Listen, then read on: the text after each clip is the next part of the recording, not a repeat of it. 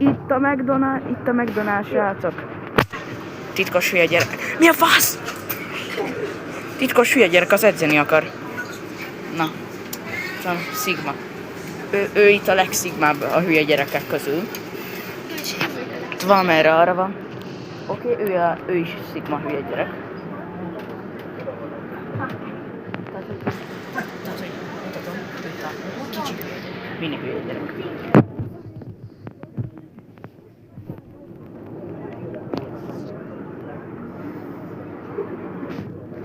Persze még van, hogy nem az az igazi nevem.